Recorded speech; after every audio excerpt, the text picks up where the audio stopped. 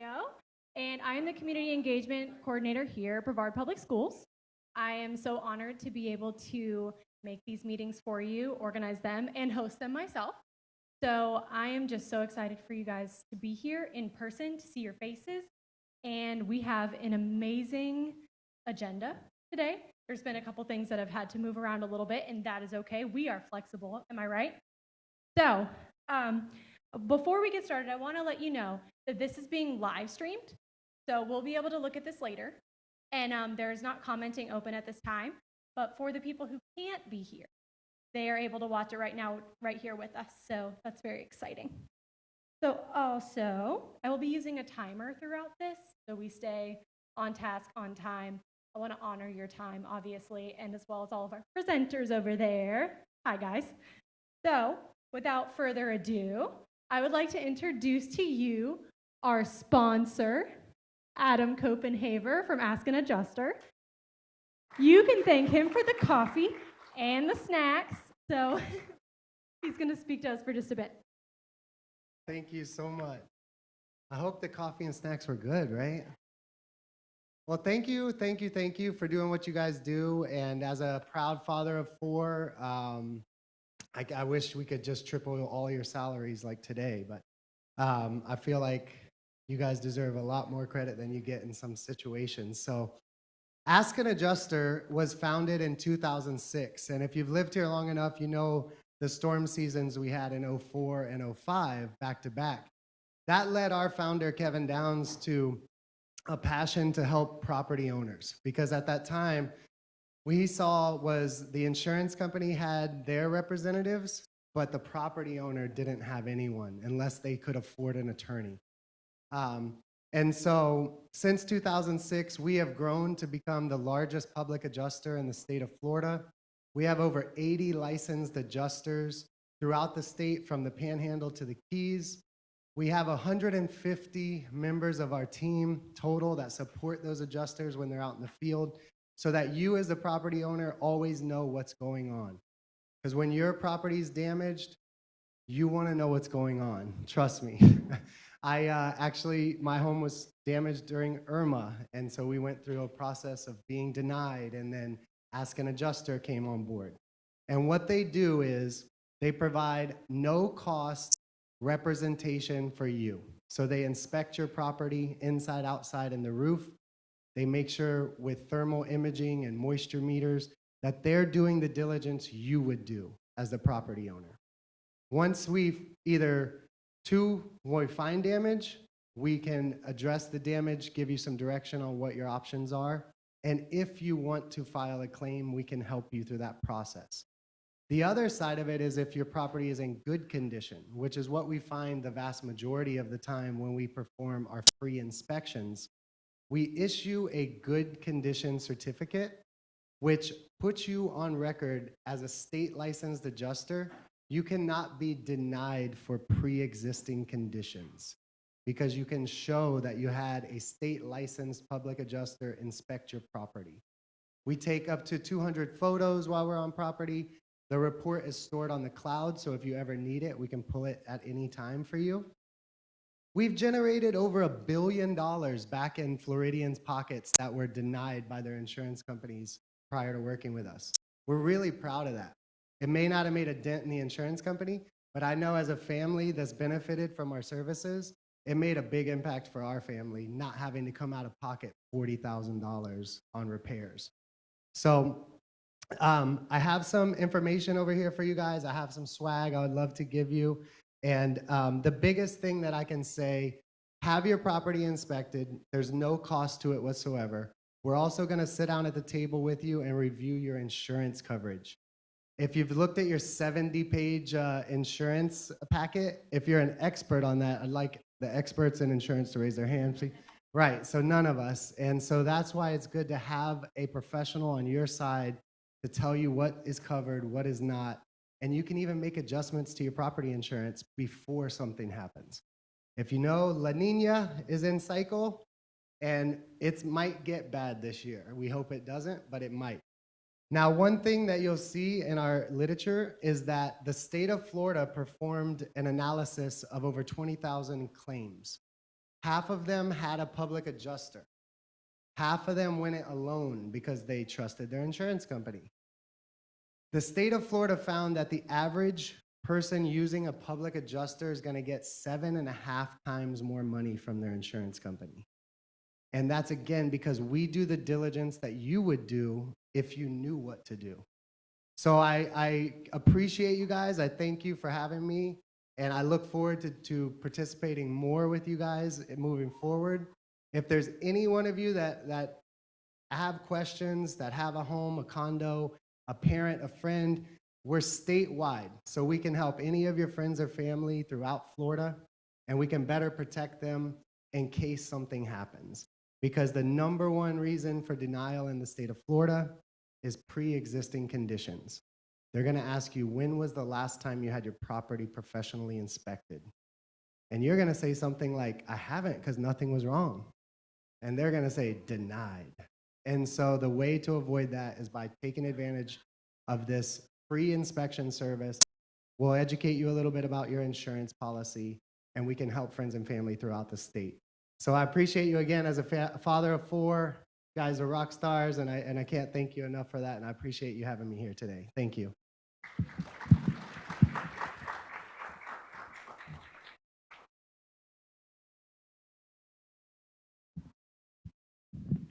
All right, so it is time to play a game. Very exciting. We actually get to do something like this. So, find the paper that says find someone who with all the boxes on it. So your directions are, you are to walk around the room and find someone. For instance, Mr. Copenhaver over there has 4 or more children. If you would like him to sign that, he will do that for you. But he can only sign 1. So even though he wears a watch, he cannot sign both. So what you will do is go around and meet people, mingle, and whoever has the most at the end, if we have a tie, we'll figure that out. Don't worry about it. But we are going to get some swag over there from Mr. Copenhaver. So are you guys ready? I'm going to set a timer for 10 minutes or so. And once you hear that go off, no cheating. All right? So you guys ready? All right, go.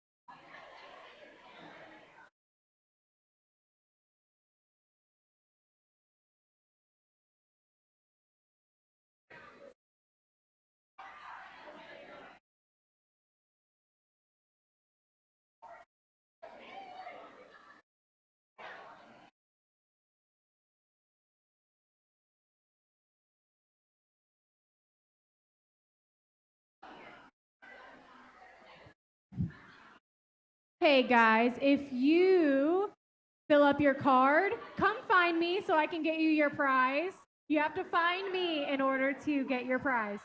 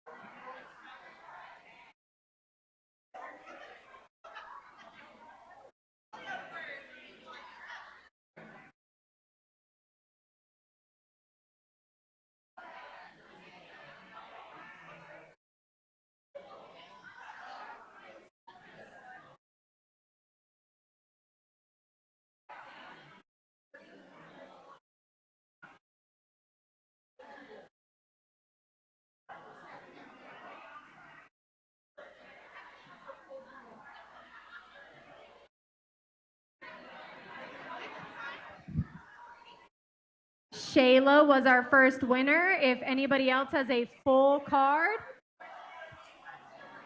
Oh, it looks like Sarah does.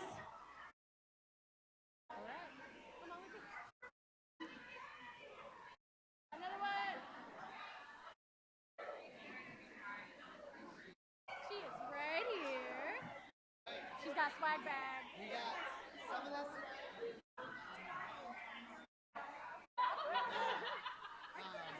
Multi-plugs for iPhone launcher.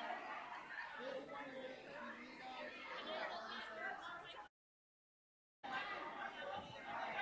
See, we're gonna have to call it. We will get you a prize. Oh, I just finished. I'm so sorry. Yes, please. All right, everybody. We are finished. We have 3 winners. Thank you. Oh, ah! You guys can keep them at your seats. She is my last winner. Oh, no, you.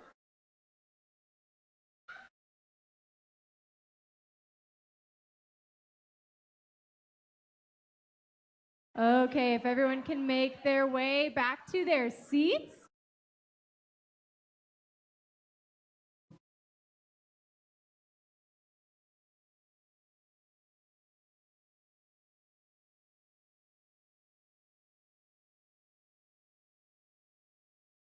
Okay.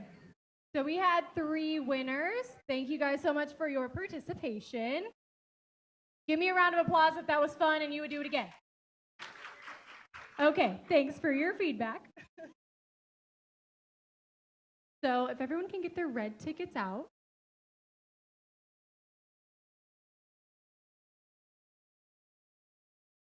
I am going to walk around and have someone pick for me. You know what?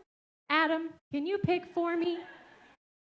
He's not in this, so we can't say he's biased or anything.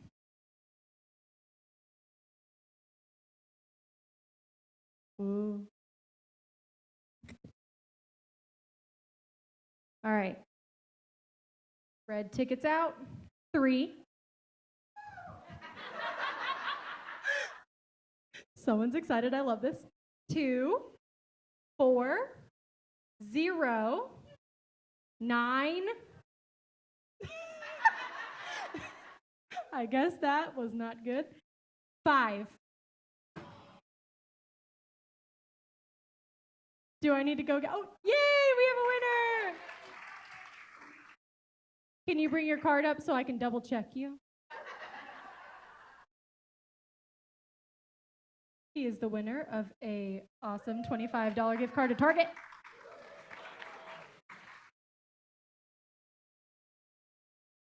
Ooh, I like your hat. Yep. And what is your name? Peter.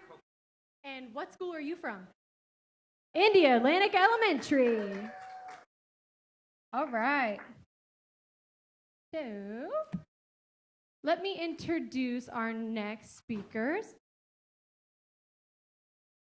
We have, school behavior trends coming up. So it will be Sarah Riley and Alina Corrigan. They are school counselors at our schools, which is, I mean, give them a round of applause just for that, guys. Thank you for serving our kids. All of these are open for you, and they're all on. So without further ado, school behavior trends. All right, can everyone hear me? Perfect. I'm Alina Corrigan. I am a school counselor at Holland Elementary School. We're beachside, and I've been in my role for about 4 years now.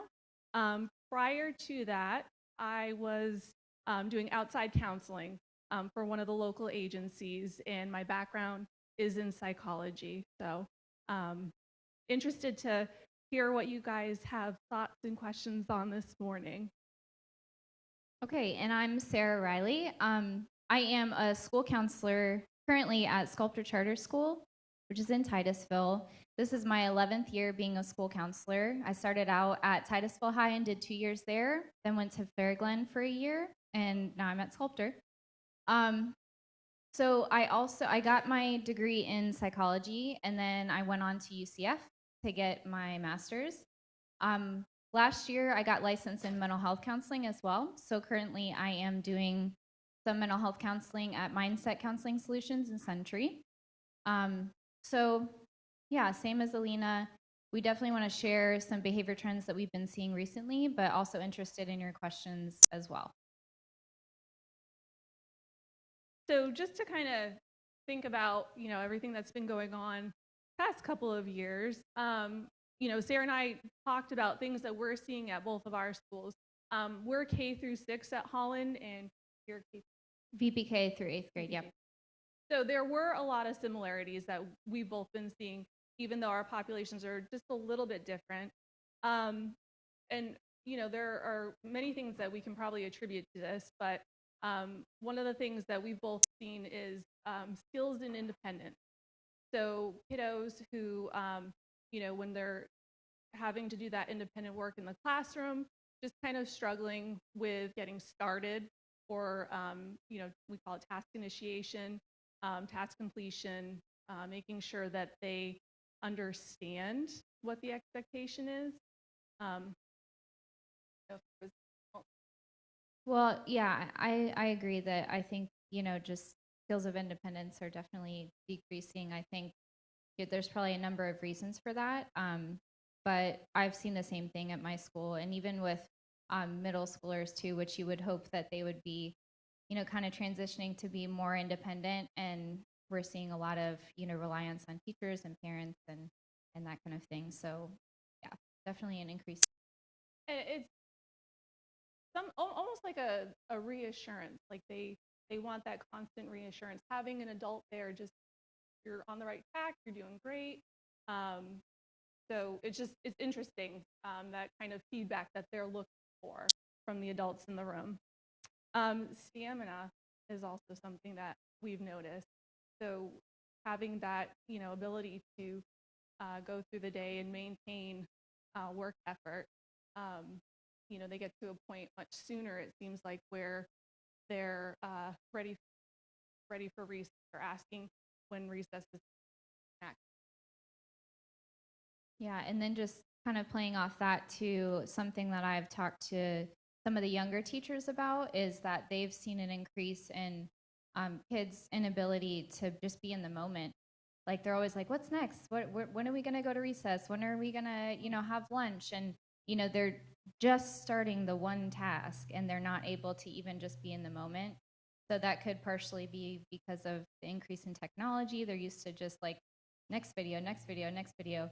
And so, that it could be multiple reasons, but we're seeing that younger and younger, not, having the ability to just be in the moment, enjoy what they're doing. And of course, in the BBK, the kindergarten years, the first grade years, we're building that stamina, right? We're really focusing on getting them to be able to attend to those tasks. But I think even in the upper grade levels, we're seeing that struggle even more so. And I know, last year we had a pretty good amount of kiddos who were e-learners, and they were, in front of a computer, and they may have had a parent next to them helping them throughout the day, or, it's a little different with a computer screen in front of you. So just kind of having to reteach them what it's like to be back in the classroom full time and what those expectations are, and following that schedule and that structure. Which also kind of goes back to attention and being able to focus, sustaining that focus for such a long period of time as well. So, and I know we've talked about an increase in anxious feelings and symptoms of anxiety. That's come up a lot this year. Whether it's social skill anxiety, a lot of kids I've noticed, if they are going back into a classroom or getting pulled out of a classroom for one reason or another, they're hesitant because they don't want everyone looking at them. That's been a huge statement that's come up this year. I don't want everyone looking at me. So there seems to be a much more social awareness, and how other kiddos are perceiving them. Yeah, anxiety has been, on the increase in the past couple of years. I have kids come to me all the time, and maybe they're not able to name it, but eventually they're able to tell me, I'm able to help them realize that it's anxiety. A lot of times it's psychosomatic symptoms. So they have like a stomach ache or a headache, and they're constantly going to the clinic and things like that. And also what I've seen an increase in is school refusal.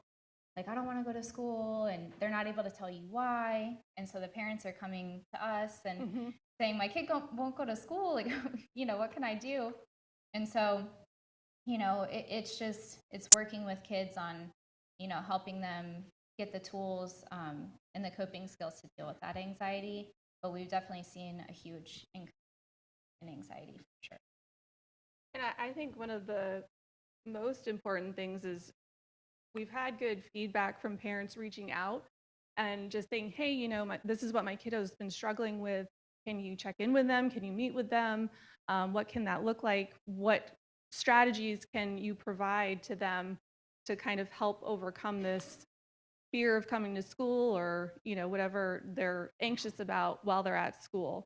So I know that there's been a lot of folks that we try to collaborate with, regarding whether it's mom, dad, write a little note, put it in the lunchbox, and that way they have something to look forward to, or just understanding that even if they come in their pajamas, at least they're there. It happens, right? So just knowing that there's that collaboration and support that goes both ways, and we'll talk about it, we'll work through it, we'll try to think of some ways to make sure that they're there. Yeah, and I would say with that school refusal, my biggest thing is just like a quick goodbye. Don't draw it out. That just makes it worse for kids. And then also, just empowering them instead of saying like, oh, I know, I wish you could stay home too, but you can't, you got to go to school. Like, nope, you're going to have a great day. Like, it's going to be fine. You're going to be fine. Like, you're going to have a great day, and all of those things. So just empowering kids, and, quick goodbye, and all of that. I mean, it's easier said than done sometimes when your kid is like, grabbing onto you, but at the same time, we're able to kind of facilitate that process. So yeah, absolutely. And even if it's a quick goodbye, usually once we get them to class, things are much better. So it's just that initial hump that we have to get over, and they go about their day and they do okay. And we always tell them, we're here. If you need a break, take a break. You can ask for that break. Let your teacher know, so that they know this isn't it. We're going to still be here throughout the day, and we can always come back in and check on them. So another thing that we had talked about, just kind of segueing a little bit, is writing. Kids aren't really into writing these days. It was something that I was thinking about this morning on my way in, just because it happened to come up this week. And again, I think that can maybe be attributed to the fact that there was a lot of online learners who were relying on typing through no fault of their own, so they're not really in that habit of writing anymore, or that sustained effort of writing, especially when it comes to essays and lengthy assignments. And of course, with certain things looming like FSA, we're trying to rebuild those skills, and just kind of encourage them and let them know that it's something that they have to learn how to do, but there are ways that we can support that. And then also just like, a decrease in fine motor skills for the little ones, even if it wasn't due to the pandemic or online learning. They're just on screens more. And so they're not climbing and playing with Play-Doh or coloring or things like that as much as kids used to be. And so I'm sure our occupational therapists could speak to that more than we could, but we're definitely hearing that more of like, oh, they don't know how to use scissors, like they're holding their crayon like this, and so the teachers are really seeing a decrease in fine motor skills. And of course, there are things that we can trial and see what helps, but that's definitely been something that we've seen. What else? Well, I wanted to talk about, when we were talking about anxiety, I've also seen an increase in depression, or depressive symptoms, at least. At the, in the schools, we have a process called a suicide risk inquiry. If there's any even kind of mention or, alluding to self-harm or suicide. And I've done that process way more than I would like to in the past couple of years, and younger too. Like, I think you've said you've had a kindergartner. I've had a first grader mentioning that they want to kill themselves. It's really difficult. So we've definitely seen an increase in that. Sometimes it could be that they've heard it somewhere, or they're just repeating it. But a lot of times when we start to talk to the kids, it's like a legitimate thing, and they're feeling hopeless and they're feeling overwhelmed, and they're not feeling loved and supported, and through no fault of the parents necessarily, or the teachers. It's just kids are just lacking those coping skills, and they're feeling overwhelmed by everything that's going on in the world. So we've definitely seen an increase in that for sure. Yeah, you have to think a kindergartner, what did they understand in terms of that concept of, doing that kind of self-harm.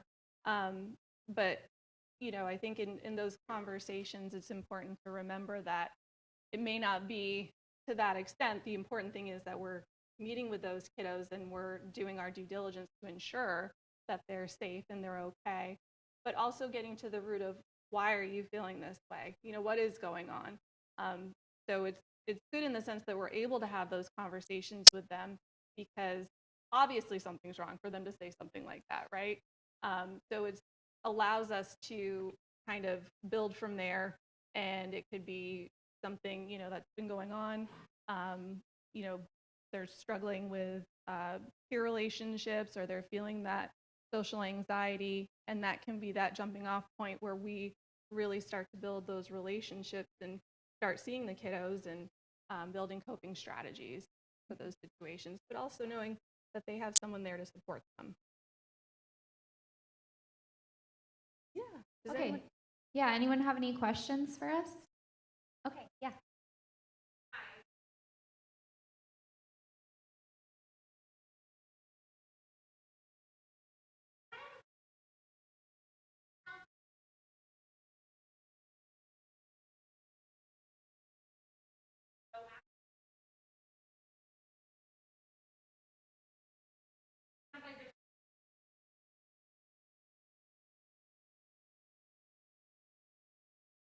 Yeah, sure. I can speak to my school, which is a charter school. So sometimes we do things a little bit different than the regular public schools. But we have, and I would say I'm pretty sure that it's happening in the traditional public schools as well. But we have social emotional curriculum in all of the classrooms. We use the PATHS program at our school. And so kindergarten through sixth grade, fifth or sixth has paths, and then the middle school has a different curriculum. So it's teaching them about, mental health, about coping skills, about social skills. And so that part is proactive. And then for our middle school, we have a program that's in all of the middle school and high schools in the area called Sources of Strength. And that program, it actually started out as a suicide prevention program, but it's like a wellness program. It's teaching kids, to pull on all the different sources of strength. I'm going like this because it's like a pie and it has all different sources of strength that you can pull from. So like if you're positive friends, if you have a fight with your best friend, we'll go to family support or go to generosity, like do something for somebody else to make you feel better. So we meet every month at our school, and we do different things to push it out to the entire school because our peer leaders are only 6th, 7th, and 8th. But so those are the proactive things that we're doing at our school. So Yeah, and on top of curriculum in the schools, there's also things like, I know we have a social emotional committee that meets just to help generate ideas, make sure that things are rolling out. We do groups with students, so different types of groups. It could be coping skills, it could be social skills. I meet with kiddos regularly. I have students that I check in with, maybe at the start of the day, throughout the day, depending on what they need. The suicide risk inquiry process is obviously a mandatory process, but hopefully, like you said, the preventative, we want to be able to get to that kiddo well before that even happens, So those are the efforts that we're trying to take so that doesn't happen. Absolutely.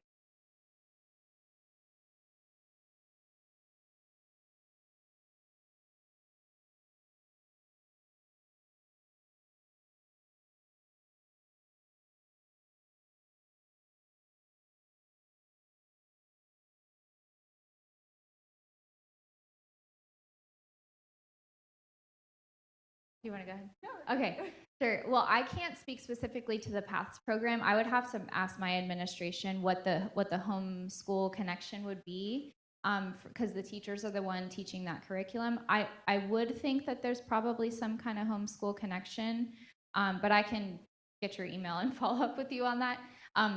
What I can speak to, and another preventative thing that we do at our school, and I think it's in some of the district schools as well, is called the Monique Burr Foundation's Child Safety Matters program, and that's teaching kids about about bullying, how to stay safe online, the different types of abuse, how to protect themselves from abuse, what red flags are, that kind of thing. And so there's always a home connection that gets sent home when there's whenever there's that lesson at school.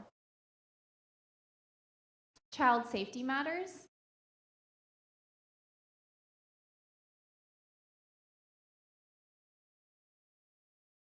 Sure. Sure, and I have had parents ask me to view the curriculum ahead of time, and I'm more than happy to do that. They could come in and view it. I just don't have the copyright, ability to send it to them. But any parents that want to come in and view it ahead of time, they're more than welcome to do that. At least that's how I handle it usually. Yeah. Well, and I think just kind of piggybacking off of that, we want your support. We want that collaboration because it's got to carry over. We can teach those skills at school, but they're going to be out in the community. We want those skills to transfer, obviously. So. And I also allow, I send an opt-out form because sometimes some parents want to have those conversations with their own kids, and that's 100% fine. Like, you guys are the parents, and so if you want to have those conversations with your kids, that's fine. And I do have a number of parents that opt their kids out because they want to have those conversations with their kids at home. So that's also part of the process as well. Yeah.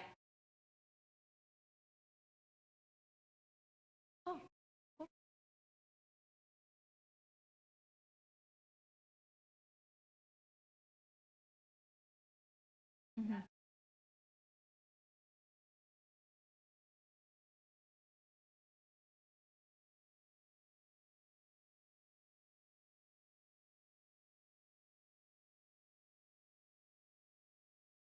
Yeah.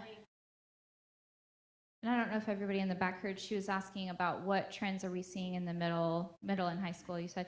I haven't been in high school for a long time, but our middle school, I would say that we are seeing a decrease in independence, increase in anxiety and depression, suicidal ideations cutting, um, disrespect actually. Like we usually have a good group of kids at our school, and the teachers are kind of pulling their hair out because the kids are just flat out like refusing to do work, talking back. There's a lot more disrespect at our school than we've seen in the past. So not sure exactly where all that is coming from. I'm sure there's multiple different factors, but we are seeing that. I mean, we're seeing like a huge spike in kids, social media use, and our teachers are saying like they're exhausted when they come to school because they're up all night on their phones and they have access to technology 24/7 basically. So I think and obviously these are generalizations, not saying that every parent does that, but so we're seeing just an increase in those kind of behaviors, disrespect, and just overuse of technology and that kind of thing. So Yeah, I think access to technology is so prevalent nowadays and they're always at least one step ahead of us. They figure things out so much quicker in terms of different platforms that they can utilize to talk to friends. And you might look at the app on their phone and think, okay, that's benign, that seems fine. But they're so savvy at being able to utilize it for other purposes. So, which is scary. So those protections, I mean, we talk about with the social emotional learning curriculum that starts in 6th grade and goes through high school, we talk about those things with the kiddos, and they actually have a lot of great questions. But, we are one avenue, and that's why, having this collaboration so that you guys can also reinforce that at home is so helpful, because self-esteem, I know, is another big that we've noticed with, the social media use, things like that. So.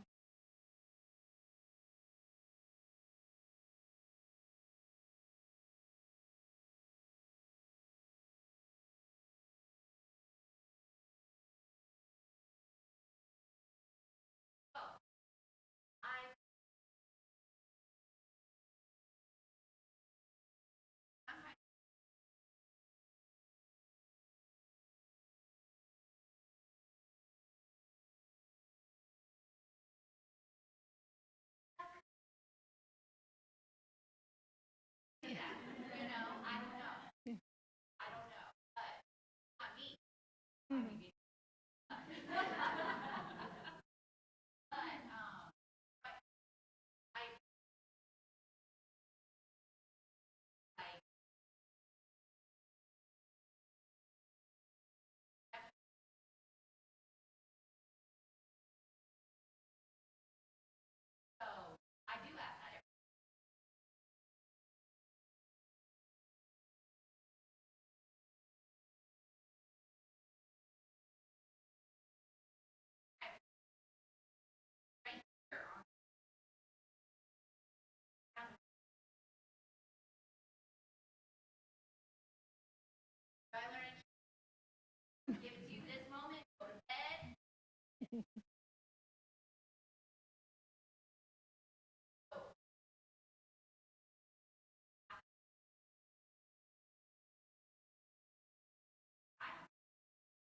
Mhm.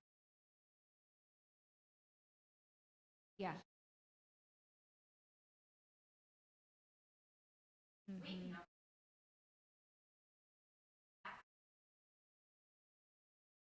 Yeah.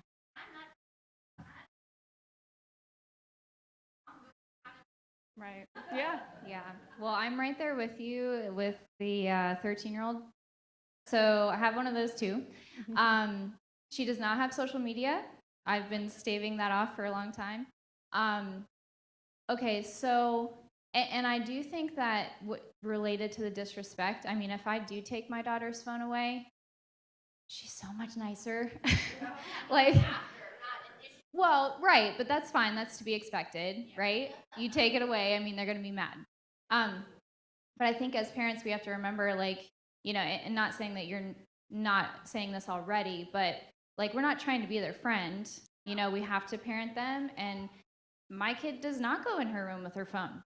Like, sorry. I mean, like you said, you're 13. You don't get privacy. Like, you can go in your room without your device. But yeah, so I agree with you. It's funny you said about when the kids come home and say like, "Oh, you're abusing me." I specifically say during my lessons, because when we're talking about emotional abuse, it's talking about, okay, if somebody says something mean to you over and over again, that can be considered emotional abuse. And I'm like, don't go home and say, Miss Riley said that you're abusing me if they yell at you once. Like, that's not what it is. So I'm very careful. I'm sure that does happen though. I mean, like you said, it's kind of like you do want to educate them on it, but you run the risk of them misunderstanding it. So yeah, it's difficult. But I appreciate your comment though. A lot of clarification happens in those lessons. Just hopefully avoid those home situations, but it's hard. It is hard. Oh.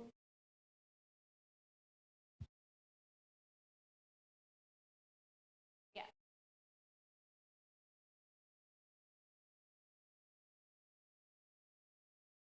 Yes.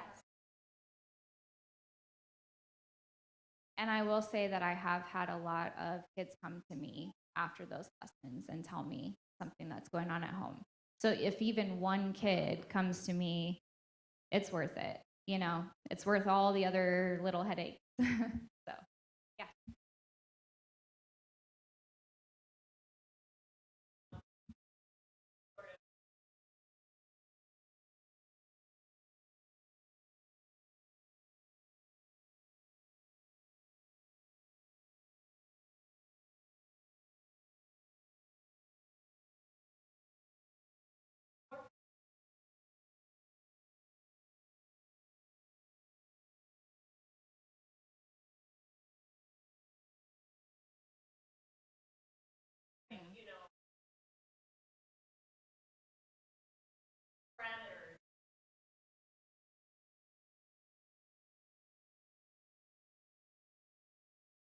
I'm not sure if that exists per se. I know that in the past, presentations have been done to parents about those topics. So that's something that at our school we've been talking about. We want to get something going so that a parent night where you can come in and we talk about these issues and just kind of how to safeguard with our kiddos and have those conversations with them. And I think personally, having parents and kiddos there to hear it together. Yeah. I mean, obviously, there are things that we don't want the kiddos to necessarily hear because we want you to be able to safeguard appropriately at home. But I know at our school, that's something that we've talked about and we really hope to do. I think in the past, there was someone who may have come from the police department also to help speak on that. So hopefully. You wanted to mention something? Oh.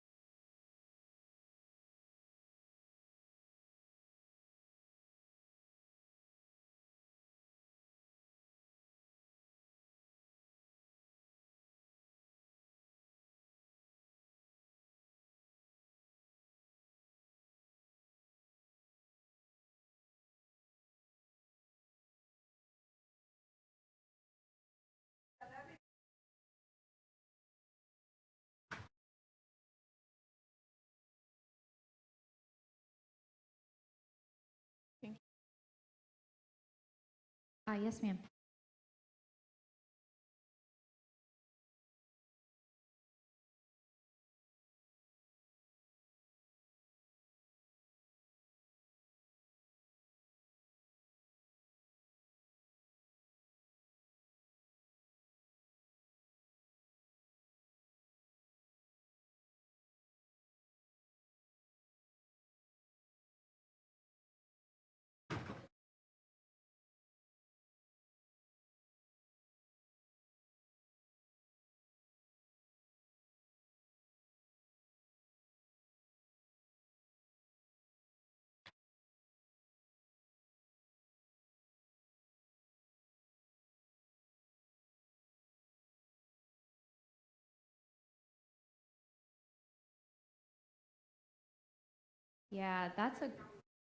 Yeah, that's a great idea, and that sounds like maybe something, Caitlin, that we could try to organize through this or yeah, but I think that's an excellent idea, especially having it recorded so people can watch it later. I think that's awesome. Yeah, definitely. Definitely. I agree. Thank you. That's a great idea. Yeah.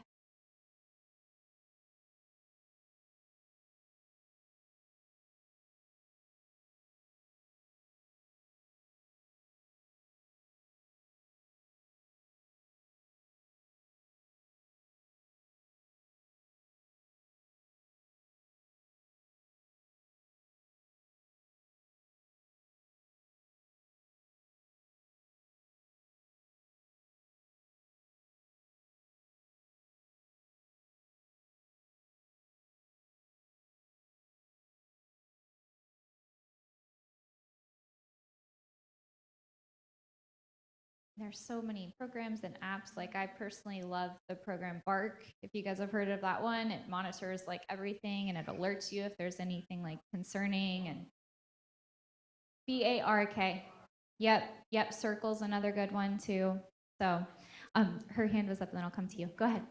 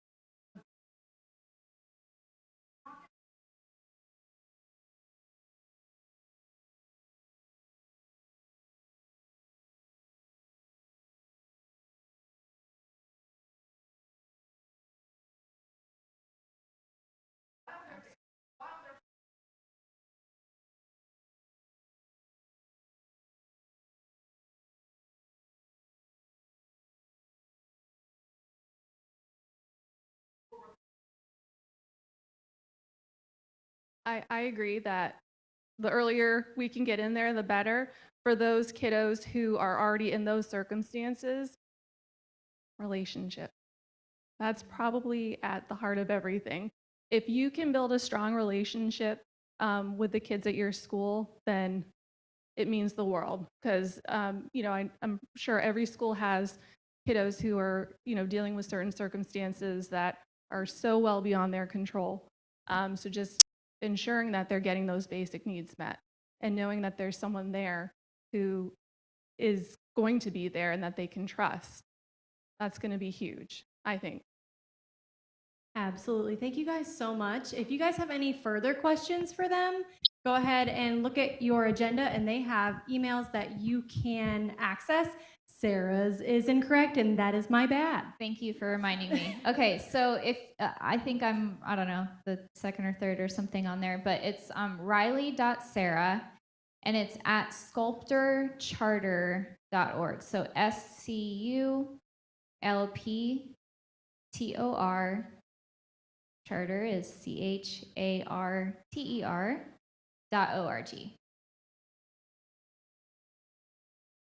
Can you guys give them a round of applause? Thank you so much. You're amazing. That was incredible. You guys really gave it to him with that Q&A, so great job, you guys. You guys are amazing. What we're doing right now is we're going to take a break. You guys go re-up on some coffee, get some snacks, bathroom is in the hallway, get to know each other, ask me questions, and we will meet back in 15 minutes.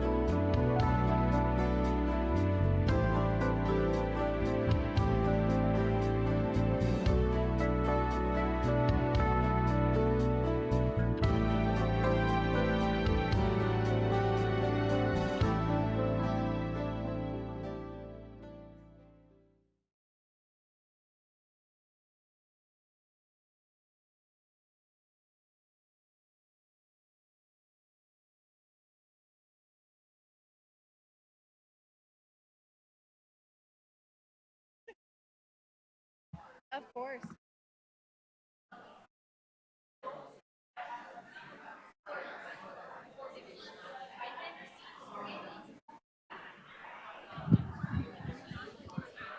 Okay, guys, we are going to cut our break just a little bit short so we can get started with our next set of presenters. So if you guys could go ahead and find your seats, that would be amazing.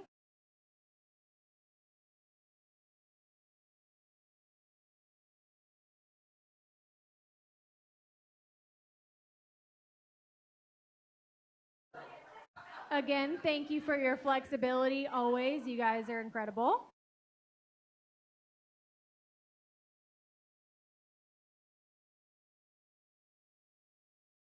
All right. So our next two presenters are certified behavior analysts. They are incredible, and I am so excited to hear from them. We have Trish Rich and Katie Dicasso. And let me tell you guys, they are spitfires. They're amazing. I am so excited to learn.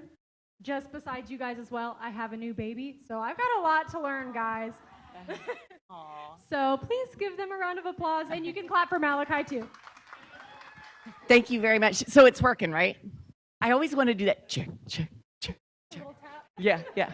So I talk loud. So if I talk too loud, please just tell me to, because, or I'll hold it out here. And what we also want to do is if there are questions that come up, we want to get a mic to you because we found that sitting over there, we couldn't always hear you. So raise your hand or something, and one of us will run over to you. Run? But yeah, run, Katie, run. Run. Not unless I'm being chased. So I'm Trish Rich. I'm a behavior analyst down in the South area. And I've been around, I don't know, like 15 years or Forever. so. Yeah, a long time. It's unfortunate. And Katie also has been around forever. And Katie's been in many different positions as well. She's been an IA, she's been in the school, she's been a behavior tech, she's been a behavior analyst. Katie knows everything about everything. But what we're going to talk to you guys about, we started out going to talk to you guys about de-escalation. But hearing your questions and hearing the things that you're talking about, I'm going to ad lib a little bit here because what I'm hearing is that the questions you were talking about was skills of independence, following structure, won't go to school, writing, coping, like curriculums, things like that, suicide, disrespect. I think one thing, and Katie, I'm sorry, did you want to talk? All right. Okay. I'm used to working with you. I don't talk much. She's used to it. So one thing that I think that we do need to talk about that from Dr. Jana Jenkins, who is my boss's boss or something like, anyway, she's up there. But she's up there because she's got a lot of knowledge about trauma. So I may ask her to help us out on this one. But what I can tell you about trauma is this. Every single person in this room has had trauma in the last couple years. And what has happened with that is we're seeing the outcome of that with our kids in school. Everybody's experienced something. We know that suicidality is up. We know domestic violence is up. We know that kids are not coming to school, like what you were saying. We know that absenteeism is huge right now. We know that kids don't have those coping skills that they had before because you think about it, and this is where Dr. Jenkins said it, I hope I get it right. So there's 2 years we lost. So a 3-year-old during COVID, now is 5 years old in the school system, they lost 2 years of social skills. So there's 2 years that they don't have those building blocks on. So a 5-year-old may be acting like a 3-year-old because they didn't get that interaction because we were all held in our room. We're seeing that in school. We are seeing that. VPK and kindergartners, there's a lot of behavior challenges and teachers aren't used to that.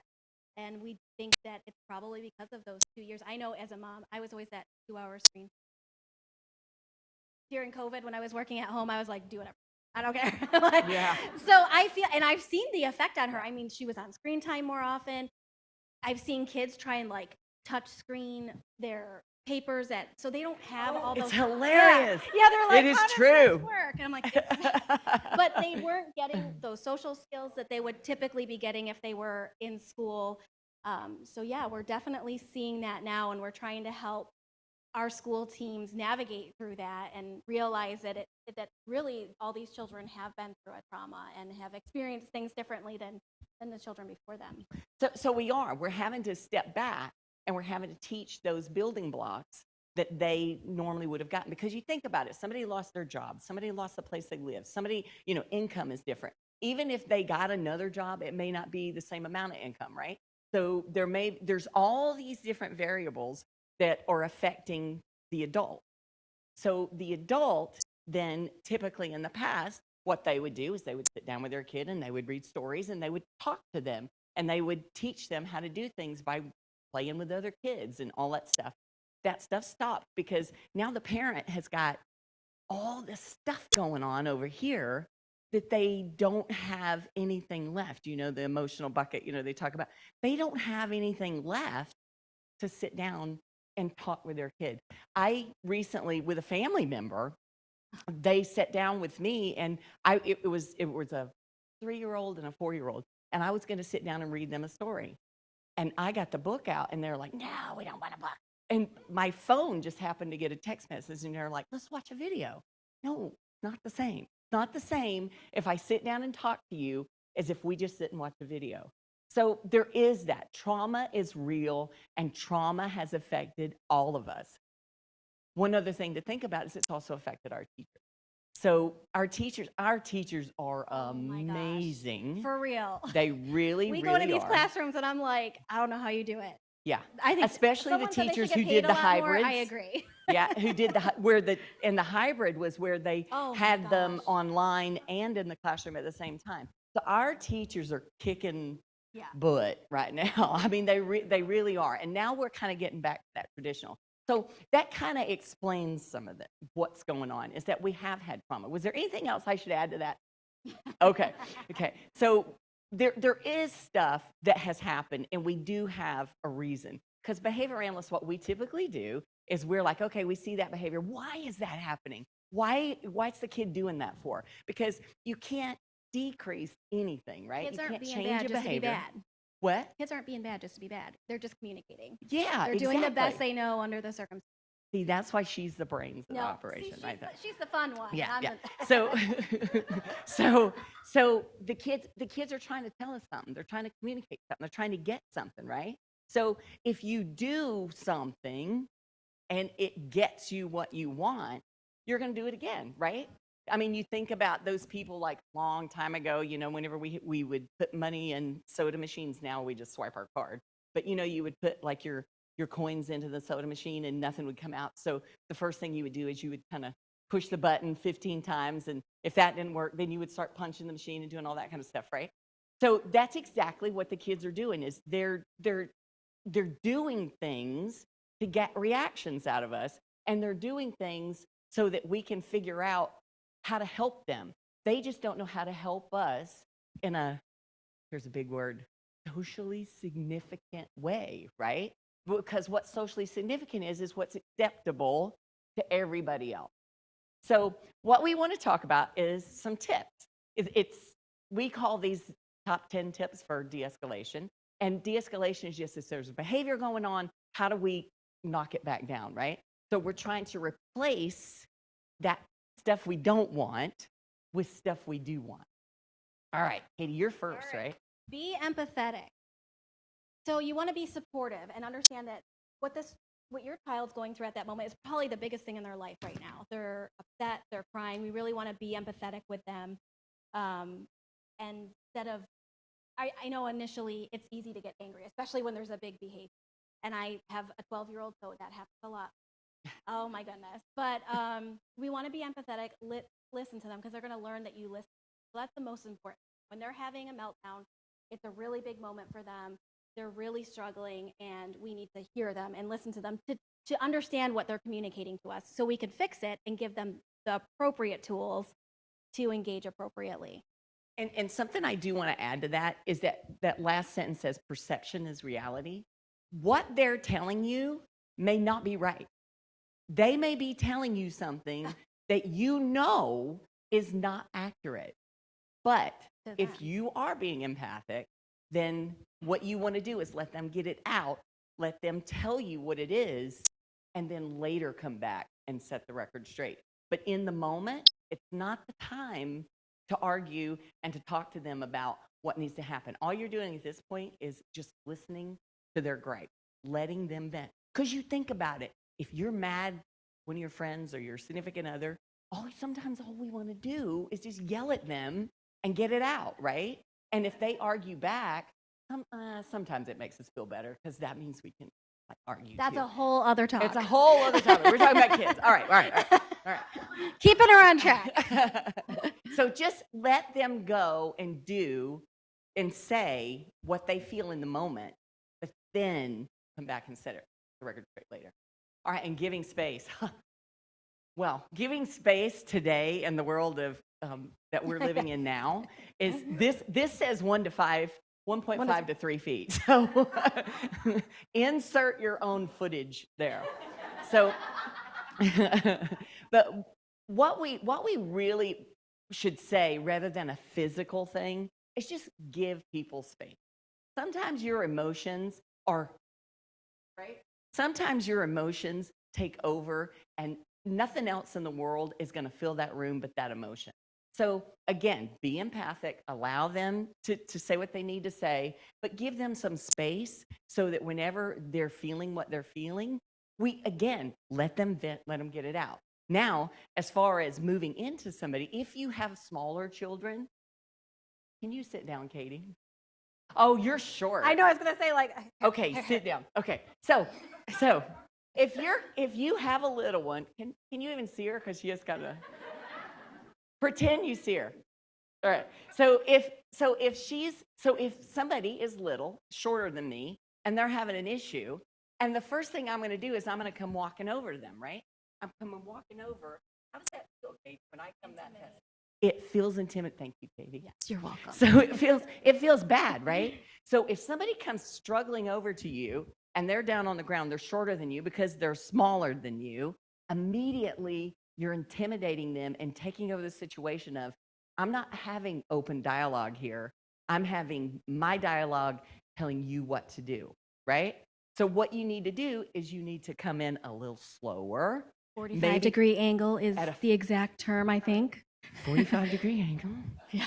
I always come in and get down, just so I'm like looking at the Yeah, and also too, that's what I do too, is when I'm coming in to talk to somebody smaller than me, I just come right on I feel like down. it's respectful to them. It is, because even little kids need our respect.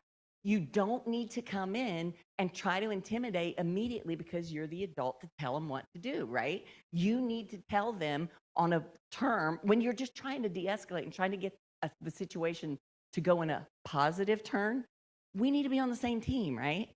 So if I'm trying to intimidate, that's not the same team. And behavior influences behavior. Behavior influences. So if you come at your children... I'm telling you, she's the brain. Stop it.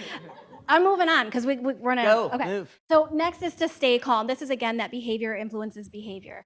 It's hard. It's hard. I know I work with some difficult cases. My daughter is a difficult case at this point. It's me. It's hard sometimes to stay calm. But I do. I try to breathe. I mean, I have my own techniques. I'll stop, I'll breathe, smell the roses, blow out the candle. But stay calm, because calm ultimately will de-escalate the situation. If you're coming at this angry, then the child's going to be more angry, and then you're going to be more angry, and it's just a recipe for disaster. So I want to say something. Yeah. There's Always, this wonderful always. woman. There's a woman. Is it there's me? this wonderful woman. Her name is Jill Manous. I don't know if you know her. Oh, no, I not a call them- Jillism. I call these Jillisms. Jill says, conflict is inevitable, but combat is optional. So that's a good one for stay calm. Yeah. It's your choice if you choose to get into it. You're gonna I have wish conflict. I'd thought of it, but I didn't. Yeah, you can find a really pretty meme online that says that. Jill famous? No, Jill, that's from someone else said it. Jill stole it. No, maybe they stole it from Jill. Anyway, so you want to not only keep your body language calm, but the way you're talking. You want to keep your voice calm and neutral when you're giving directions or trying to help de-escalate a child. Trish? Stay rational. Staying rational, I can handle this. I know what to do. It'll help. I stay positive. Another Jillism, positively neutral, right? You are positive. You don't, in other words, you're coming in and you're trying to look at the bright side of what's happening, but you're also staying neutral and absolute, because you're not trying to choose their side. You're not trying to choose your side. You're just trying to gather information, right? Because remember, we're de-escalating. The situation hasn't happened yet. There hasn't been this big, huge thing. We just see that whoever we're talking to is starting, to To ramp get up. irrational. Yes, they're starting to get to that point. So all we need to do is just stay positively neutral and just come in, gathering information. Look, I see you're having trouble. One thing that's trauma-based now that I have changed the way that I say things is that I used to say, when a child would say to me, and they say this a lot, is, oh, I'm stupid. Oh, I'm this. Oh, I'm that. And, that hurts me to hear them say that. But what we have to say is, being empathic nowadays is, I hear you saying that, and that must feel terrible. So we're not trying to change their mind at this point. We're just trying to let them know that, look, I hear you, and I'm on your side. That's all. So staying rational is not about making the situation worse. And it's also not about, Katie, why are you crying again? Why are we having this conversation? What did I tell you about your cell phone? Give me the phone, right? That's not rational. It's that, Katie, I hear you're bored. I hear you're saying that you want something else to do, but let's just talk about it, right? You know what the rules are. Can we talk about what the expectations were? You get 2 hours a day. Have you used your 2 hours? That's staying rational. Feelings. You took part of my feelings. I'm sorry. Again, so what the child or student's going through is the most important thing in their life. It's scary, it's emotional. I can remember as a child feeling these ways. So we want to be aware of their feelings, and like Trish said, instead of being like, that's stupid, you shouldn't feel that way, say, that must be really scary, and let them talk to you. That way, if you're going to, again, your behavior is going to influence their behavior. So if you start telling them that's stupid, you shouldn't feel that way, you've got straight A's, what are you talking about? That's not what they need in that moment. They need to be heard and for you to be empathetic. So I think that's really important as well. And ignoring. How are we doing on time? Okay. Ignoring. So this is the most misunderstood behavioral principle I think that there ever could have been. It's a great idea. Ignore the behavior. But when you're ignoring the behavior, you're actually doing something. Ignoring doesn't mean walking away and just letting them go. A parent said to me just this last week we said, what is it that you do whenever your child has this behavior? And he said, I just put him in his room and lock the door. That's ignoring. But you think about that. What is that teaching him? That's not teaching that child how to cope. That's not teaching that child what to do with those emotions. And it's also not teaching that child that, look, I get angry and it's okay to be angry, but anger passes. Because when I put him in his room, he's just going to go in there, throw his fit until he gets tired, and then he's going to pass out, right? That's not teaching anything when you just totally ignore the behavior. But ignoring is good when you ignore. So if somebody's yak, yak, yak, yak, yak, and you're trying to have a conversation with them. Every day in the office. She's talking about me? It's not me. That's true, because Katie has a moment where I see her reaching for her headphones. I say, I'm going to put my headphones in now. So Sorry. I'm like, okay, that's a signal. All right. So, but if a student's trying to engage in something like a power struggle or ignoring. Or challenging you. Who are you? You can't tell me what to do. Exactly. Those are the things we want to ignore. Exactly. You see that's a rope. And I love that one of our previous behavior analysts said, it's like a game of tug of war. You don't want to pick up that rope and start playing that game with them. You want to ignore the challenge of the moment, but you want to redirect them to what you want. Yep. Because that way you're ignoring, but you're also teaching at the same time. Just throwing somebody into their room. And that is a thing that we all do. We've all done that. I'm not saying that that's a bad thing to do, because sometimes That's all I need, is to just be left alone. And you know that with your children, and maybe that is something that they need from time to time. But just don't count on that to be the piece where you're teaching them what they need to do. All right, we've got about 7 minutes, and I want to be able to show them where they Yes, can get go. all this too. So, not that sounded mean, and I'm sorry, Trish. That's okay. I love you. I love All you. right. So the next one is setting limits. Just set very simple and clear expectations, especially depending on how old the child is. You don't want to use too many words, too fast, coming at them. Just very simple and clear. When you finish your homework, then you can have your screen time. Just set those limits and stick with them, because you really want to be consistent, because kids learn really fast who they can get around, and what parents don't stick to the limits. If you have lots of empty threats, they learn that very quickly. We see that a lot. So don't threaten to take away the TV for a year if you're not really going to do it, because Katie did that to her daughter. not a told year. her- It was a week, and I had to stick to it, and it was so awful. But at that time, she only got 2 hours of screen time, so it wasn't that bad, but it was. I felt terrible. All right, pick battles. So Trish. picking battles. Choose what you're going to fix. You can't fix everything at once. You need to figure out what you're going to fix. Try to fix a couple things that are really easy. Work on that, and build on those successes. The battles that you don't want to pick is only insist on the things that really matter. Does it really matter if a kid takes a shower in the morning or takes a shower at night? Does it matter? As long as they take a shower, right? Does it matter if they use their brother's toothbrush or their toothbrush? It might. It might. I was gonna say. It might. I'm showing a good example and a non-example. Good, okay.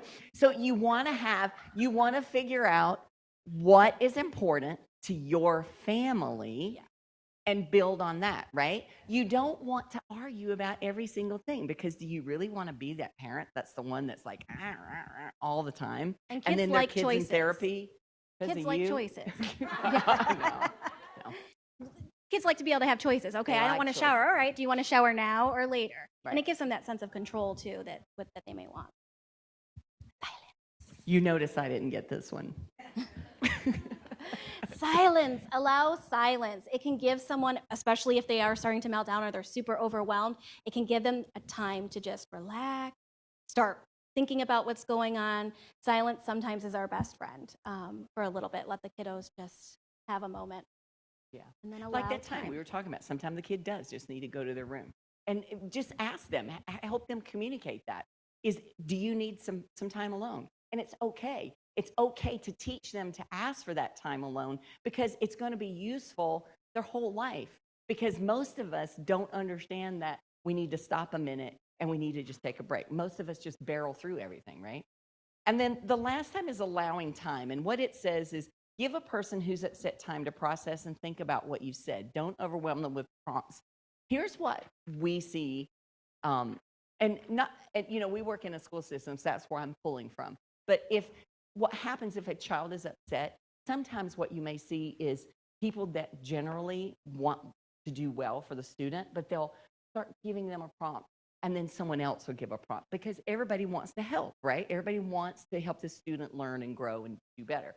But what happens is that you give a prompt, and then if you don't allow that person time to process what you just said, and you give the next prompt, now you've just actually moved back 2 steps from where you were.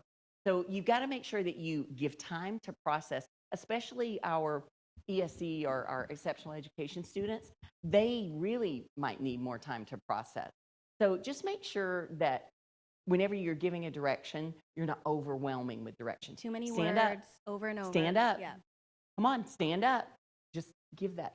Can you please stand up? And then wait a little bit and maybe model it. All right, Yep. Katie.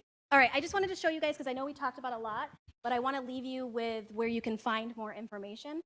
I think that this is going to possibly be emailed to you as well. But when you go to the Brevard County Schools website and you go to up here, Departments and Programs, there's a link under S, Student Services.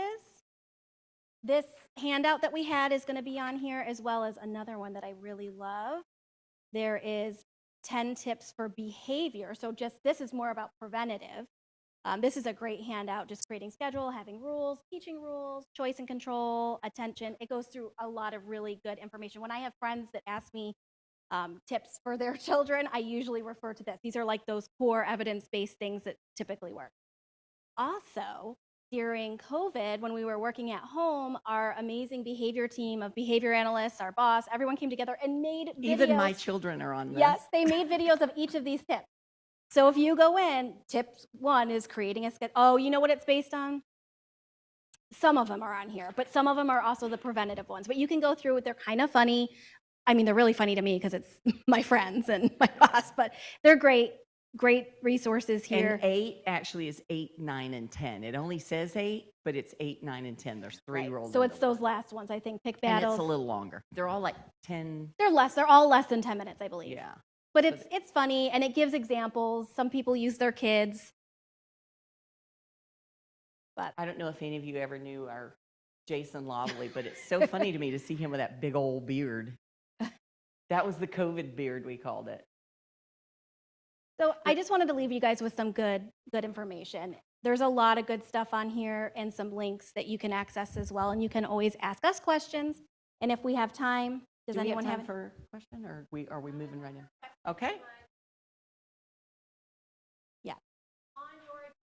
Just to let you know, our district Wi-Fi is down like all day, so if we don't respond in a timely that's manner, why that's today. probably why. Now our amazing Dr. Jenkins is going to come up. Thank and you, speak. guys. Thank you.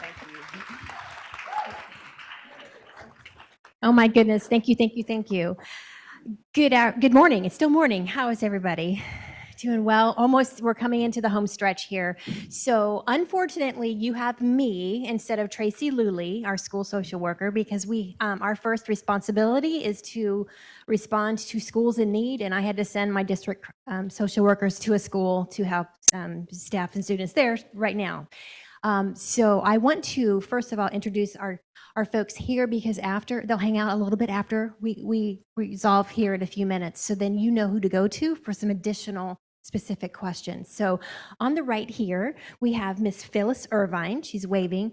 Phyllis is one of our school psychologists, but she's our district suicide risk inquiry specialist. So as the two social school counselors early on mentioned, they've completed a lot of SRI assessments with students. One of the procedures is to call and consult and just get an extra consultation on this, and this. Do you agree? And so that's what Phyllis does. She responds, she's got her phone, so if she runs out of the room, she's helping somebody with that. But if you have any questions along the line of school psychology, or specifically that assessment or that process, Phyllis is here. And you know Katie and Trish, our amazing behavior folks, pick their brains while they're here. They're wonderful. And then Dr. Chana Spear is our assistant director in student services. Oh, by the way, our department, my department, we work with behavior services, school psychology, and school social work services. So those are the folks that I have the privilege of working with. And then to the left is Miss Kelly. Oh my goodness, Saria. Oh, how did that happen? Miss Kelly Saria. Kelly is, she has a resource for us. Did we have that as a handout, or? Hold on a second, Kelly. Your voice is so beautiful and quiet. Hold on. So I want you to know who Kelly is too. Good morning. I'm Kelly Saria. I left some material up on the table. I work on a statewide project called SEDNet, serving Circuit 18, which is Brevard and Seminole, primarily working with those who are at risk or have been identified with EBD. So lots of trauma, lots of mental health and training for our parents and teachers. Emotional behavioral disability. Okay, so absolutely. If you have any questions after this seminar, please feel free to email me. My email address is Irvine, spelled capital I-R-V-I-N-E, rhymes with wine. Irvine.Phyllis, capital Phyllis, @brevardschools.org. Thank you. And that's the good kind of wine, not the other kind of wine, like wine, right? Okay. So there were two questions that I noticed on Tracy Luly's list that weren't addressed. A lot of them have already been addressed by our presenters. One would be if you would like, there was a question about any curriculum, whether it's the social coping skills or the emotional and mental health education curriculum that's required for grades 6 through 12 from the state. Any curriculum, including health education or English language arts, you go to your school and then you can ask and they'll sit down with you and open it up and you can go through the curriculum at your school. So that's the process and avenue for you to review and understand the materials and the lessons in your schools. And so the other one was a question on specific psychotherapists or therapists in our area that are address students with disabilities. And I asked one of my school psychologists, Dr. Kirk Heimlich, who also has a private practice, but he suggested the best way to find and to look and see bios and videos of who's available in this area is to Google, and I'll say it a couple times, Psychology Today, find a therapist. Psychology Today, find a therapist. Psychology Today, find a therapist. You enter your zip code, and then you'll have all the bios and videos of people. And he is one of those on there. And he says it's a quite rigorous process to get your bio on there and to be approved to be on Psychology Today, find a therapist. But you can read about each one and get an idea of who you might want to call specifically if you have any student, but specifically if you have a student with a disability that you're looking to match with a therapist who meets those needs. His name is Dr. Kirk, K-I-R-K, Heimlich. Is it E-I or I-E? H-E-M-L-I-C-H.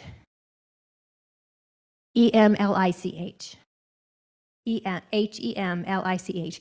He's a therapist there, but there's a lot that works specifically with certain populations. So go on there, put your zip code in, and look at the bios and the videos, and you get. I Googled and I looked, and you just get a nice feel for the faces and the names, and you can search and call, and I would think that would be a nice reference. That would be district-wide. You can look in your specific zip code. Based on, I know I have 1 minute left, but I wanted to make sure you have access to our experts here. And I'm sorry Tracy isn't here, but she's supporting our kiddos. But I want to hand it back over to Ms. Caitlin. Thank you so much for this opportunity. And don't we have wonderful staff? I want to thank everybody here. And a hand also for Dr. Jana Jenkins. They were incredible. Wow, I'm just totally blown away. I am now going to introduce to you guys our closeout speaker. He is phenomenal. He is amazing. He is also my boss. His name is Russ Brune. He is our Chief Communications Officer here at BPS. And he's here to close us out for some information on things going on and some updates. Look at you guys. My goodness. Isn't it great to be back in person? You guys have probably been through that excitement, but I came in at 10 o'clock or so, poked my head in a little bit after 10 o'clock, and you guys are like, it was very loud in here. There was a lot of talking and like, and because you guys are getting to know each other, so it was very cool. A big hand for Caitlin. I'm lucky I get to work with her. And so, you know, she was very excited about being able to take over the parent leadership team, and even more excited to kind of get you guys in person. So that's very good stuff. All right, you guys are fantastic looking crowd. So get ready to smile. Anybody? Okay. You ready? Oh my God. You guys already done this? Okay. You guys ready? Great. Maybe I need. Guys, you're like Russ. Lunchtime, I have. Thank you so much. Okay, usually my the superintendent, Dr. Mullins, would be here, and he'll be here. I'll make sure he's here next time. He had another commitment come up. He's with some people over on Beachside doing some meetings. So, but he loves this, and we'll give him a full report. And I will take questions at the end if there's anything you want Dr. Mullins to know, and we can get back to you on that. So who the heck am I? You're like, who's this strange man? I don't know who he is. My name is Russell Brune. I've been with the district for a year and a half, and I do communications, internal, external. I do the good stuff, all our cool programs. I do the sometimes not so great stuff when there's animosity or some sort of conflict with the school district. And I love it. I also have 2 young kids, an 8-year-old and a 4-year-old. And my oldest, when he went to kindergarten, most like you, your first kid goes to kindergarten, everybody does it. It's not that special, but to you it's special. To you it's unique, and to you, you have all the freak outs about car loops and, will he get lost and some little 5-year-old just roaming a field at the school. That did not happen, luckily. But the experience was so great at my son's school. And everybody has different experiences. I'm not saying that everybody's experience is always great or always bad. We're always trying to get better. My experience has been very great, very lucky with the teachers and the principal. And so when this job opened, I applied for it. So you talk about parental involvement. I changed my career to get involved with my son's school. And so next year, my youngest will go to kindergarten. I'm very excited about that. So I've been in Melbourne for about 5 years, 6 years, and I love it. I'm super proud to work here. I'm super proud of what we do, and I have no educational background at all. I'm not an expert. I'm just like trying to do the best I can as a parent, and I'm trying to tell the stories and lean on the experts. So if there's anything you guys are excited about or happy about, it's usually somebody on my team that's done that, or somebody over here that's really doing great work. If there's something you guys are angry about, you're a little PO'd about, that's probably my fault, and you can just, I can handle that for you guys. A quick little couple notes. We work closely with our local delegation up in Tallahassee. The legislative session just ended, and we're really excited about a lot of things that they did. One of the things that they did is they appropriated $980,000 for our new CPE program. Yeah, we're very thankful. Tyler Soroy was really spearheaded that along with Senator Mayfield. So we're very happy and proud of them and thankful for their work. It's going to be, we had CPE last, right? So you guys are CTE experts. So, but this will be the new one. It's a firefighter academy, Palm Bay High School. Students are already enrolling, and it's going to be. I met the firefighter teacher yesterday. I was at the school. He's a total firefighter. He retired last week. Took no time off. His main concern is now that he's going to be at home all the time because firefighters, they stand at the firehouse.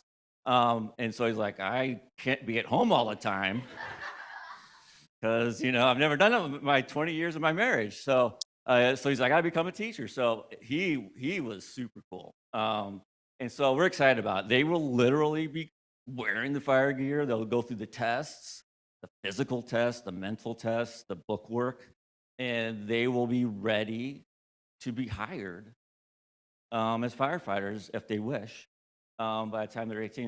Yes. Thank you so much. Career and technical education. $980,000 to get the program up and running. It was the state allocated that money, which we're very happy with and very thankful. Yeah, because all these programs cost money, obviously, but it's also what makes us special as a school district. Now, not every school district can say this. If you go across, that's my communication. I'm sorry. I'm just trying to be a PR guy. The other thing that we're really excited about is the lawmakers and the governor was very upfront about teacher pay, and that's been a thing. If you guys are watching the news the last couple of years, and so significant amount of money, hundreds of millions of dollars, are going to that as well this year, and so that will also help us raise the starting pay, and we hope it'll also, the way it's being laid out, I won't bore you with the details, will help us deal with the wage compression, which is when, somebody who was first year makes a certain amount of money, but somebody who's 5 years is just a little bit above that. It's not really that fair. So we're trying to change that. And that's a process that's going on as we get our budget going. We started our budget cycle this week on Tuesday. We had a workshop where we talked about our goals, our concerns, and that kind of thing. So the budget is something to watch. It's your money. And so I want you to just be aware that that process has started. The other thing that is interesting is I would expect on July 1st, our minimum wage will be 15 hours. That's a state law that was passed and will be signed. That government workers will kind of be that $15 an hour rate. So that's going to happen. I have one last thing because it's like it's almost noon, right? It's noon. Is this working? The website? All right. Oh no. Because we have okay. I'm trying to do two things at once.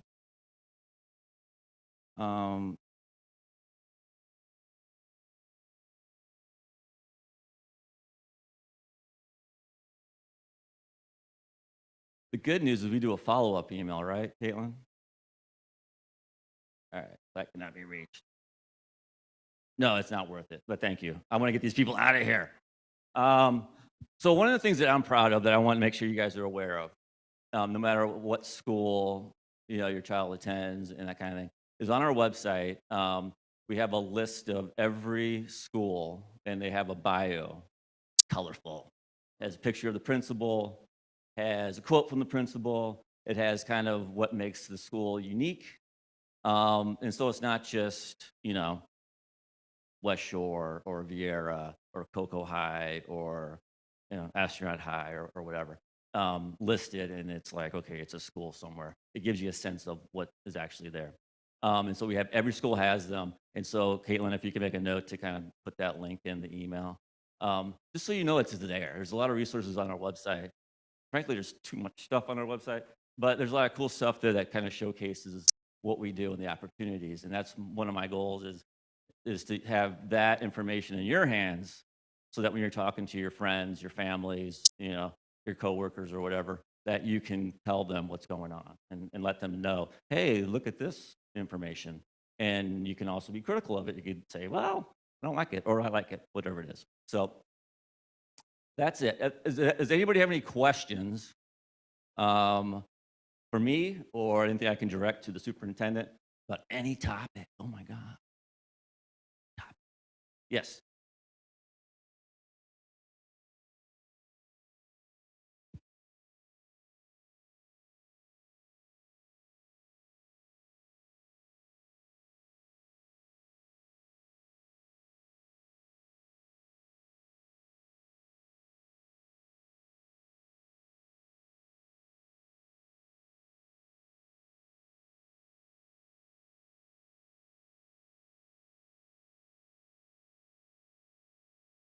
What school? Oh, it's a great school. I know those kids, man. I wish they could all be on the same schedule. Obviously, the minimum wage being raised, because we all know this background. Voters, all of us, voted for an amendment to make that the state law, or state amendment. But it's a process that's playing out over several years. It'll end up going up $1 an hour until it hits that $15 mark. But government workers, we're going to just accelerate that. So that's good, but every other government entity is going to be there as well. So our starting pay for bus drivers will go up to $15 at least, and that is a significant raise. I mean, let's just be honest, they don't make a lot of money. That's the problem. And we are always recruiting for all job areas, and so that has not stopped as well. You'll be next. And then, our hope is that will help.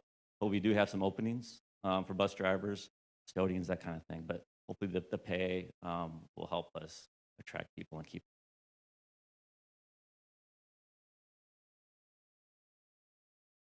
I don't know anybody who in the world who feels that way right now. Yes, ma'am.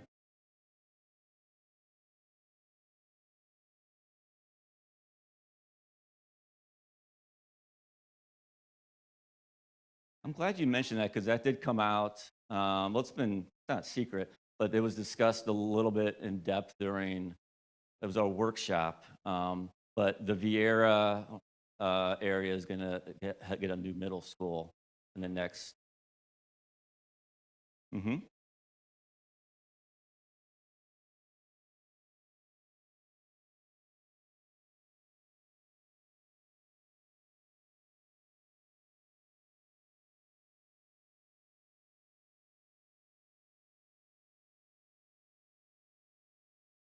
So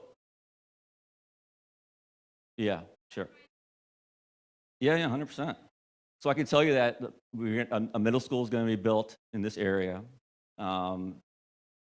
assuming everything goes through, and that's the plan. I mean, the school board wants us to move forward with that, and they have to figure out some funding issues. Hmm.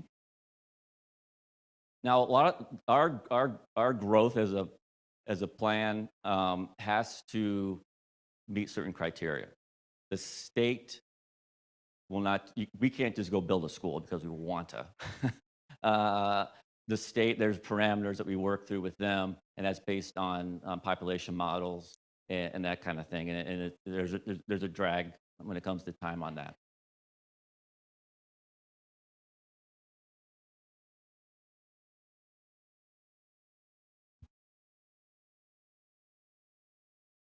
Hmm.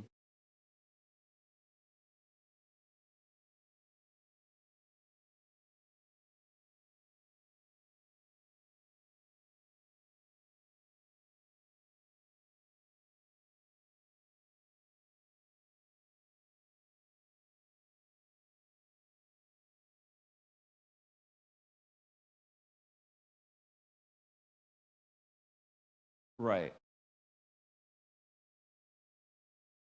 I would say this.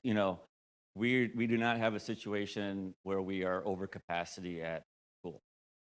Um, no, we have plenty of. Now there is a talk about bus time or drive time if you're farther away from a school, but we do not have a situation where we don't have enough room for students. We have room to grow, and so that's a process that we play out. Our facilities department always runs those reports when it comes to um, population, the movement, birth rates, you know, and then also kind of our capacity for where we are now and how that impacts.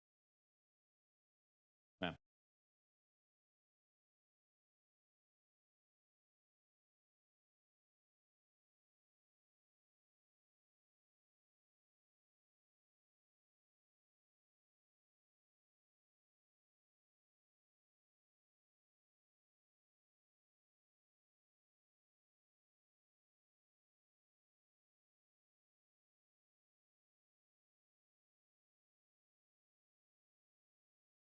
Hmm.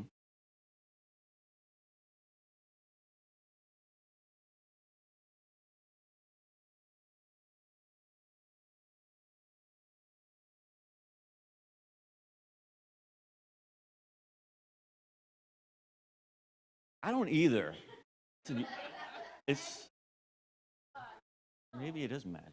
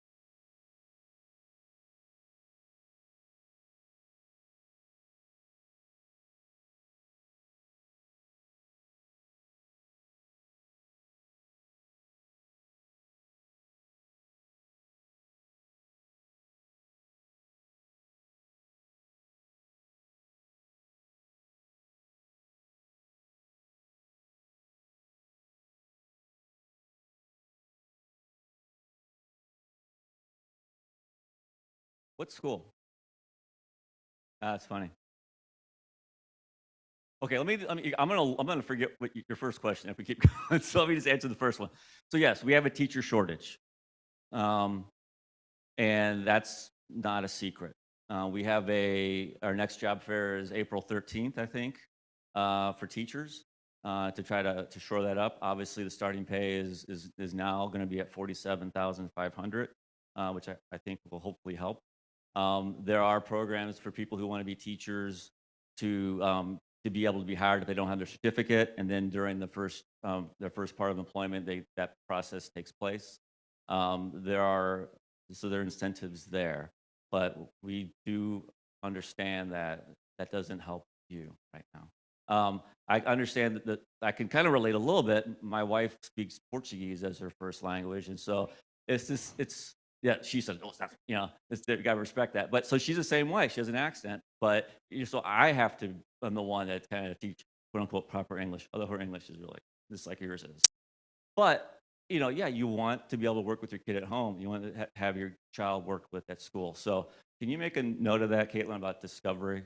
And I can follow up. I can't promise you anything, but I can follow up back here. If you guys got to check out, people are just leave. But I'll sit here and talk as long as you guys want to. But if you guys want to check out, obviously, just go ahead. Oh, sorry.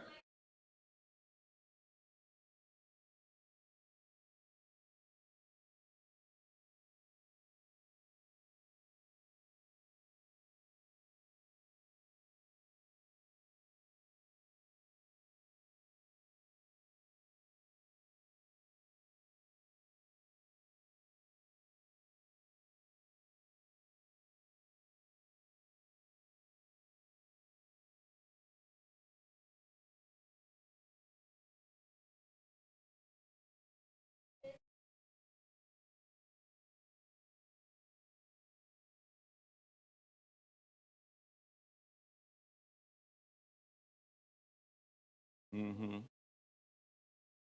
Mm-hmm.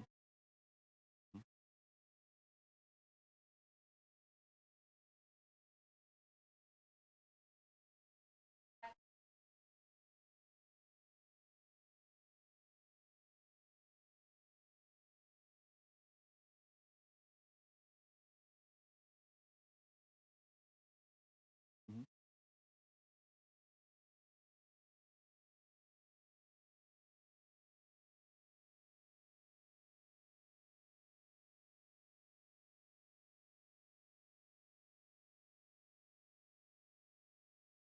Okay, real quick, because I want to get to some other people. But no.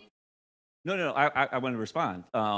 The summertime is a popular time for us to do school improvement projects. We want our schools to be great places, right? You want to be educational, foundational places, and so we want to make those improvements. We do have summer school, and busing is available for that, and it's voluntary summer school. So the plan isn't out yet, but expect even at the elementary level, we'll have a school nearby that would host a summer school. Okay, and we also have on the homelessness issue, we have a group called Students in Transition. We have hundreds of students, unfortunately, who have housing instability. And it's something that across the district, before the gas prices where they're at, before COVID, we have kids that are living on their own. We have kids who are living in hotels. We have kids who are living on the street. We have kids who are couch surfing. Those all qualify under our definition of students in transition. And so we have groups that work with them, and we work with nonprofits to give them supplies that they need to kind of continue their education, to try to give them that stability when they're in school. So just so you know, I'm going to go back here, and then I'm going to get you, so you guys, your hands are going to get tired.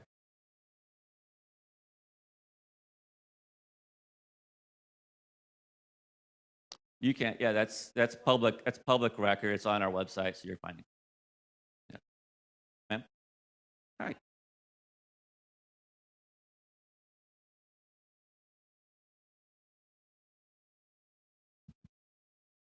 I'm not an HR expert, but if you're a teacher and you can legally work in the U.S., then that would apply if you're interested.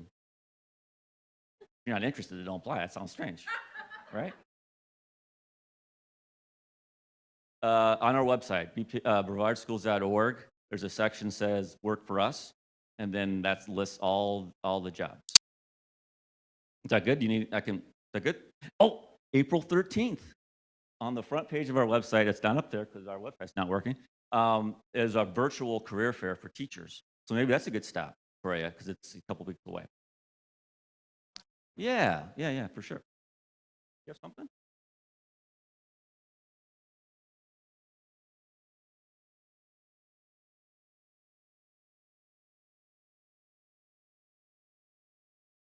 Where does she teach? Yeah.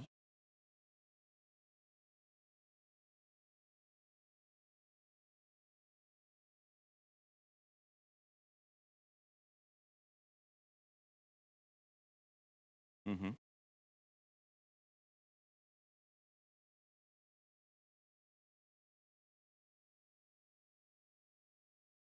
Well, I mean, we have programs that we are trying to roll out from the district, but also at the school level that deals with morale. Anyway,